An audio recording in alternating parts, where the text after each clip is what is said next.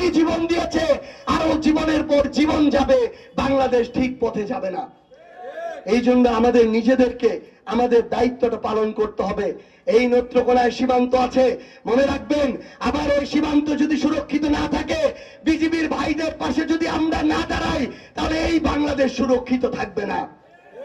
সীমান্ত যদি সুরক্ষিত না থাকে, সীমান্তে যদি হত্যা হয়, পুশিন যদি বন্ধ না হয়, মনে রাখবেন, যেদিন আমার সীমান্ত অনিরাপদ হবে, সেদিন আমার ঘরও অনিরাপদ হবে। আমাদের ঘরকে নিরাপদ রাখতে হবে। এবং পরিশেষে জনাব সালাউদ্দিন আহমেদের উদ্দেশ্যে একটা কথা বলি। জনাব সালাউদ্দিন আহমেদ এক এক সময় এক এক দিকে যায়, তার মধ্যে অনেক জ্ঞানের সম্ভার দেখলো, এই জ্ঞানের কোনো ভারসাম্য দেখি না। একবার বলে অক্ষর অক্ষর জুলাই সনদ বাস্তবায়ন করবে, আরেকবার বলে গণভোট অসাংবিধানিক, আরেকবার বলে তারা জুলাইয়ের পক্ষে আছে, হ্যাঁ ভোটের পক্ষে আছে, আরেকবার বলে গণভোট অবৈধ।